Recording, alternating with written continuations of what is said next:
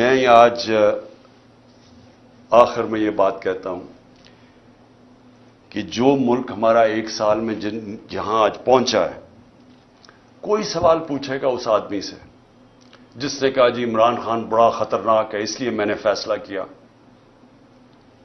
اور اس لیے اس نے فیصلہ نہیں کیا، اس نے فیصلہ اور وجوہات سے کیا تھا۔ وہ ایکسٹینشن اس کا بہت بڑا وجہ تھی، وہ اپنی ایکسٹینشن چاہتا تھا۔ شہباز شریف نے اسے شیورٹی دی ہوئی تھی، وہ اور بات ہے کہ نواز شریف اڑ گیا۔ پلان سارا ایکسٹینشن کا تھا، یہ سارا ڈرامہ اس کے لیے ہوا ہے، ذات کے لیے ہوا ہے۔ یہ ملک کو آج پہنچایا صرف اپنے ذاتی مفادات کے لیے، اور پوری سازش اس کے لیے کی گئی تھی۔ تو آج کوئی پوچھے گا اس کو کہ جدھر آج پاکستان ہے 9 لاکھ لوگ ہمارے پروفیشنلز ملک چھوڑ کے چلے گئے ہیں یہ پچھلے چند مہینے میں، امید چلی گئی ہے پاکستان سے۔ شوکت خانم سے 4 ہمارے کنسلٹنٹس چھوڑ گئے ہیں۔ یاد رکھیں کہ جو کینسر کے ڈاکٹرز ہوتے ہیں دنیا میں ان کی ڈیمانڈ ہوتی ہے، بڑی مشکل سے ہم ان کو لے کے آتے ہیں پاکستان، کیونکہ ایک کہیں معمولی سا بھی جو آنکولوجسٹ ہوتا ہے کینسر کا ڈاکٹر، اس کی معمولی سے کہ بھی وہ تنخواہ ہوتی ہے جو ہم پاکستان میں نہیں دے سکتے، تو مشکل سے ان کو لے کے آئے۔ تو یہ جو حالات دیکھ کے 4 ہمارے ڈاکٹرز چھوڑ کے چلے گئے، مایوس ہو گئے ہیں۔ تو کیا کوئی اس کو ذمہ دار ٹھہرائے گا کہ تکبر کے اندر فرعون بنا ہوا کہ میں نے فیصلہ کیا جی ملک کی بہتری کیا ہے؟ اور اس کے لیے آج جو ہمارے حالات ہیں، کوئی ادارہ ذمہ دار ٹھہرائے گا؟ کیا یہ قانون سے اوپر ہے؟ ان کو کوئی پوچھ نہیں سکتا۔ حمود الرحمان رپورٹ 25 سال کے بعد جو ملک ٹوٹ گیا تھا ہندوستان میں چھپی تھی، پاکستان نہیں آئی تھی، کیونکہ وہ یہ سمجھتے ہی نہیں ہیں کہ جب تک ایک معاشرے میں تنقید نہیں ہوتی معاشرہ آگے نہیں بڑھ سکتا۔ جو ساری ڈکٹیٹرشپس دنیا میں فیل ہوئی ہیں ان کی سب سے بڑی وجہ ہے کہ ڈکٹیٹرشپس کے اندر تنقید نہیں ہوتی۔ جب تنقید نہیں ہوتی معاشرہ سکڑ جاتا ہے۔ یہ جو جمہوریت کی خوبی ہے یہ کہ وہ تنقید ہوتی ہے اور تنقید سے اپنی صلاحیت کرتا ہے معاشرہ۔ یہاں جب تک ہم یہ سمجھیں گے کہ جی وہ ایک سپر کنگ تھا، وہ جو مرضی فیصلہ کرے، ذمہ دار کسی اور کو ٹھہراؤ، اور وہ آرام سے کسی باہر والے ملک میں اچھی ہوائیں لیتا پھرے، کبھی بھی ملک آگے نہیں بڑھے گا۔ اور آج خاص طور پہ پاکستان کی اس برے وقت میں جو سب سے خوشائن چیز وہ یہ کہ پہلی دفعہ میں نے 1 سال میں جو چیز چینج دیکھا ہے کہ ہماری عوام جاگ گئی ہے، ایک شعور آ گیا ہے۔ ہمارا نوجوان سوشل میڈیا کی وجہ سے اور یہ 1 سال کی کیمپین میں وہ نوجوان ایک ایشو سمجھ گئے، بچے سمجھ گئے ایشوز، اسکول کے بچے، وہ شعور ہے جو کبھی پہلے بڑوں میں نہیں تھا۔ اور اس سے بھی بڑی چیز کہ ہماری خواتین گھروں کے اندر انقلاب آ گیا۔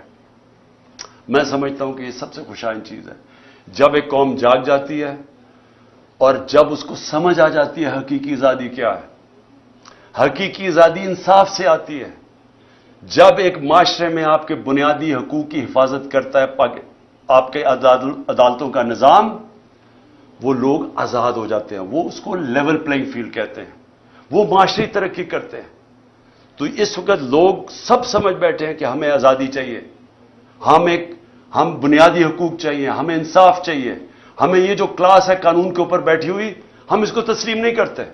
یہ جو چھوٹے سے لوگ ہیں جو ملک کے فیصلے کرتے ہیں، چوری کریں تو NRO مل جاتا ہے، قانون توڑیں تو اپنی FIR، ex prime minister FIR نہیں درج کروا سکتا کیونکہ وہ خاص کوئی آدمی تھا جس نے جو مرضی کرے تو اس کو ہمارا قانون کا نظام نہیں پکڑ سکتا۔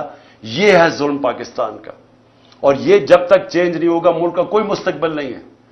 جب تک ہم اس ملک میں رول آف لا نہیں لے کے آتے، 1 سال کا ہمارا تجربہ یہ ہمیں بتاتا ہے کہ رول آف لا جس معاشرے میں نہیں ہے اس میں تباہی ہے۔ اور 1 سال میں جو قتل ہوا ہے وہ رول آف لا قتل ہوا ہے۔ ان چوروں کو اوپر بٹھانے کے لیے اس ملک کے اوپر جو ظلم ہوا ہے وہ یہ ہوا ہے کہ ان کے لیے ایک اور قانون بن گیا ہے، ان کی ساری چوریاں معاف ہو گئی ہیں۔ وہ ایک خاتون پھری جاتی ہے، وہ کھلے عام عدلیہ کو برا بھلا کہہ رہی ہے، ججز کو برا بھلا کہہ رہی ہے، وہ کوئی نہیں پکڑ سکتا اس کو، کیونکہ وہ اس کو اس کیٹیگری میں رکھ دیا ہے، وہ قانون سے اوپر ہے۔ وہ چوری بھی کریں، آج تک نہیں بتا سکے کہ لندن میں اربوں روپے کی پراپرٹیز کدھر سے آئی ہیں، وہ نہیں بتا رہے۔ وہ صرف یہ کہہ رہے ہیں کسی کی جرت کیسے پڑی کہ ہمیں سوال بھی پوچھ لیا، وہ یہ اوپر یہ خاص لوگ ہیں، باقی لوگوں کے پاس حقوق ہی نہیں ہے، اور جب مرضی جیل میں پکڑو، رات کو اٹھا لو، گھروں میں گھس جاؤ، 3 بجے اٹھا لو۔ ایک ایکس پرائم منسٹر کے گھر 26 گھنٹے حملہ کیا غیر قانونی طور پہ، صرف اس کو یا اسے قتل کرنا تھا اور یا پکڑ کے جیل میں ڈالنا تھا، اور کوئی قانونی حیثیت نہیں تھی اس کی۔ آپ تماشا دیکھ رہے ہیں، ساری دنیا تماشا دیکھ رہی ہے۔ تو ہماری جو جنگ ہے حقیقی آزادی کی ہے، اور میں سمجھتا ہوں کہ کیونکہ قوم جاگ چکی ہے، یہ جو بھی کریں گے، عدلیہ کے اوپر حملے کریں گے، قوم عدلیہ کے ساتھ کھڑی ہے۔ پاکستان کی وکلا کمیونٹی کو کھڑا ہونا پڑے گا عدلیہ کے ساتھ، کیونکہ اگر آئین گیا تو قوم ختم۔ اور دوسری چیز کہ یہ جو کر رہے ہیں ہمارے جو لوگوں کو پکڑے، علی مین کو جو پکڑا ہے، جو کیسز کر رہے ہیں، لوگوں کو جیلوں میں ڈال رہے ہیں، میں آخر میں یہ کہنا چاہتا ہوں کہ میری قوم تیار ہو جائے کہ اگر ان کا خیال ہے کہ ہم چپ کر کے یا تو انہوں نے الیکشن نہیں کروانے، تب بھی ہمیں سڑکوں پہ نکلنا پڑے گا، اور اگر انہوں نے اور پرامن طریقے سے، اور اگر انہوں نے الیکشن کروائے اور یہ سب کو اندر بند کر دیا، ساروں کو جیلوں میں ڈال دیا، کارکنوں کو جیلوں میں ڈال دیا، کینڈیڈیٹس کو ہراساں کیا، تاکہ ہمارے ہاتھ باندھ کے اگر ہم الیکشن لڑیں، اور ان کا خیال ہے کہ ہم چپ کر کے بیٹھے رہیں گے، پھر ہمیں سڑکوں پہ نکلنا پڑے گا۔ اور میں اپنی قوم کو یہ کہنا چاہتا ہوں، ہم ہر چیز کے لیے تیار ہونا چاہیے، اور ہم اگلے دنوں میں ہم دیکھیں گے کس طرح جا رہا ہے۔ اگر ہم نے دیکھا کہ یہ اسی طرح ہی یا الیکشن سے بھاگ رہے ہیں، کیونکہ الیکشن سے تو بھاگ رہے ہیں، اگر انہوں نے بھاگنے کی کوشش کی عدلیہ کو تقسیم کر کے، اور یا پھر انہوں نے ہمارے اوپر اسی طرح کے حربے استعمال کیے، ہم سب سڑکوں پہ ہوں گے۔ پاکستان زندہ باد۔